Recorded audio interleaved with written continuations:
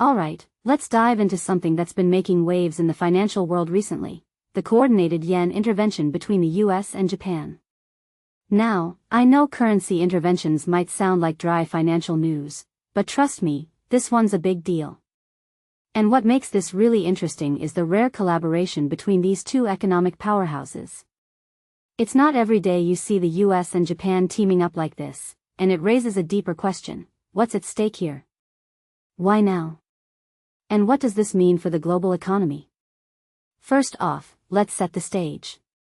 The Japanese yen has been on a wild ride lately, hitting a low of 163.73 against the US dollar last week. That's a level we haven't seen in decades.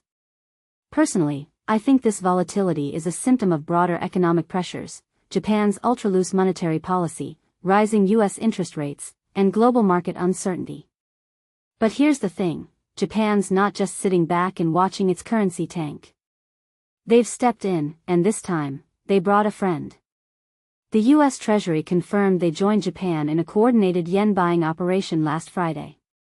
One thing that immediately stands out is the timing. Why now?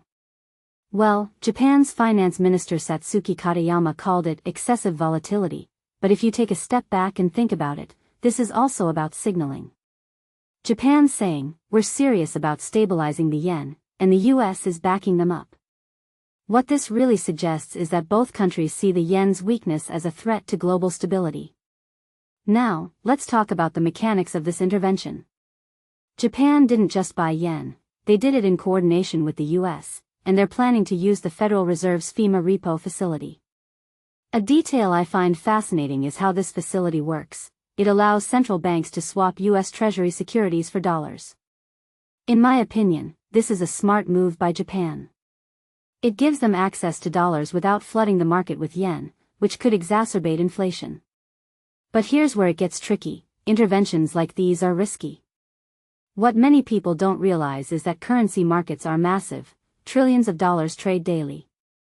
So, for an intervention to work, it needs to be both decisive and sustained. Japan's already said they're ready for more, but the question is, how long can they keep this up? Another layer to this story is the political angle. President Trump framed the US's involvement as a gesture of support for Japan, citing their good relationship. Personally, I think there's more to it. The US has its own interests here. A weak yen makes Japanese exports cheaper, which could hurt US manufacturers.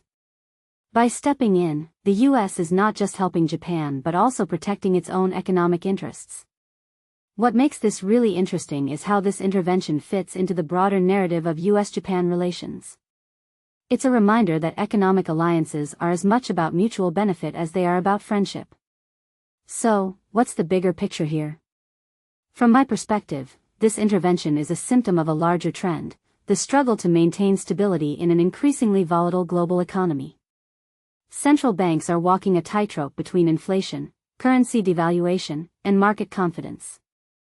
And while this coordinated effort might provide temporary relief, it doesn't address the root causes of the yen's weakness. Japan's monetary policy, global interest rate differentials, and geopolitical tensions are all still in play. This raises a deeper question: how sustainable is this approach? And what happens if it doesn't work? As we wrap up, I'm left thinking about the implications of this move. It's not just about the yen, it's about the precedent being set. If the US and Japan can team up like this, could we see more coordinated interventions in the future? And what does that mean for the autonomy of central banks? Personally, I think we're entering a new era of global economic cooperation, or maybe competition. Either way, it's going to be fascinating to watch. So, what do you think? Is this intervention a smart move, or just a band-aid on a bigger problem? Let me know in the comments below, and don't forget to hit that subscribe button for more insights into the ever-changing world of finance. Thanks for watching.